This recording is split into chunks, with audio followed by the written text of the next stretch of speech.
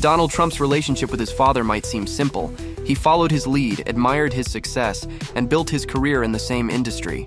But scratch the surface, and you'll find a much darker, more troubling reality.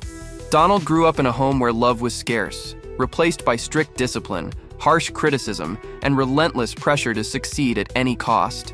And achievement is something that really gives you great pleasure. And if that wasn't tough enough, Donald watched his father torment his older brother, Freddie, pushing him to the brink. Freddie turned to alcohol, and by the time he was 42, it claimed his life. From an early age, Donald learned a harsh lesson. In his father's world, there were only two types of people: winners and losers. People think of me as not necessarily nice, but they think of me as very competent. So, was Donald ever going to turn out any different? Let's take a look. Born on June 14, 1946 in Queens, New York, Donald was the fourth of 5 children in the Trump family.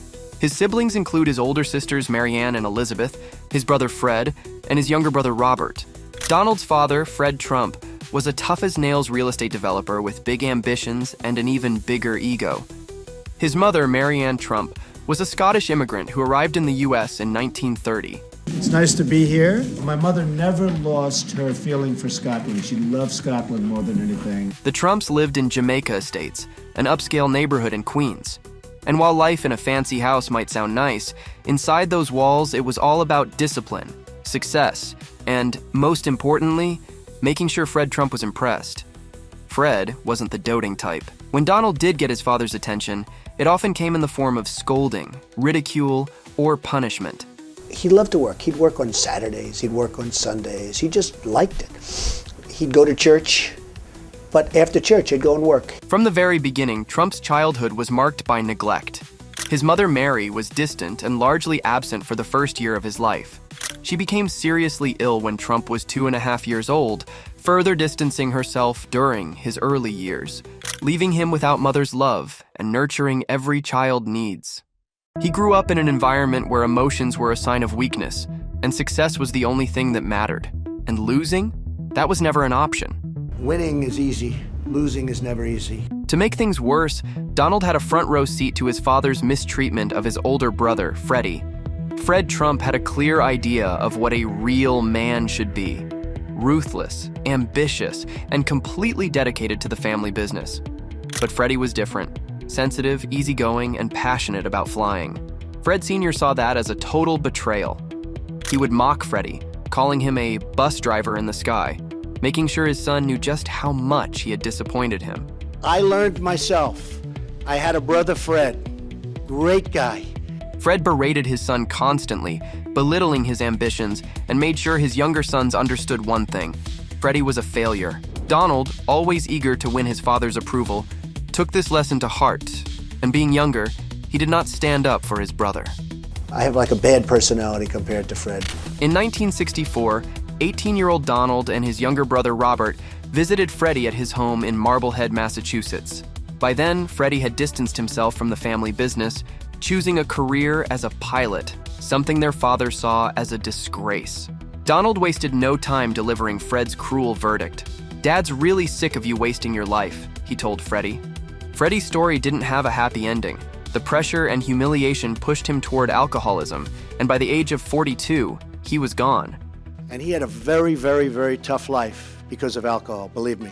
His death left a mark on Donald, who later claimed it was the reason he never touched alcohol. And to this day, I've never had a drink. And I have no longing for it. But it also reinforced the lesson he had learned from his father. Weakness is unacceptable, and failure is unforgivable.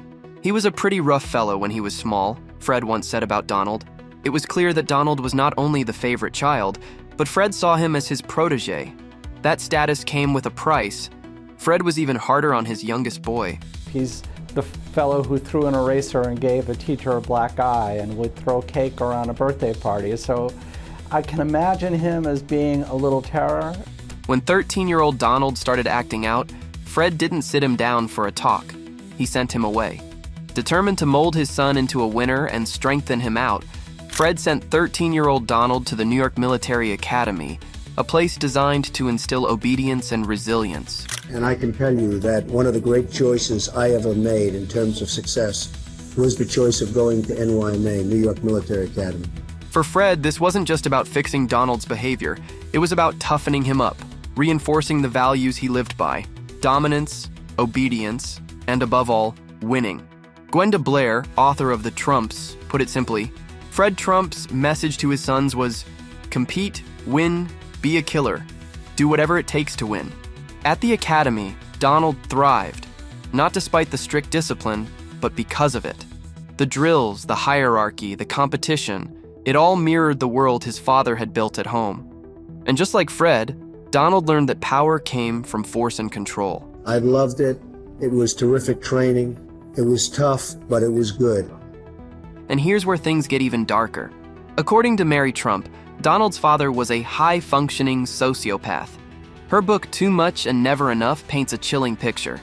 Fred was manipulative, cold, and obsessed with power.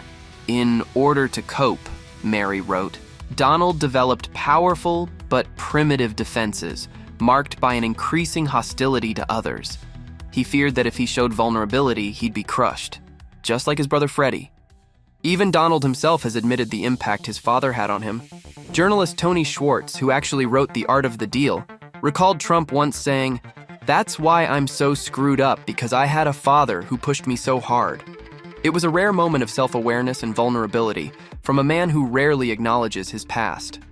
Rudy Giuliani, one of Trump's most loyal defenders, once let something slip. When asked if Donald ever admits to making mistakes, Giuliani said, "The only way you would get an acknowledgement out of Donald that he may have not done it right, he would say, 'I think my dad would have done that differently.'" Think about that. Not, "I should have done it differently."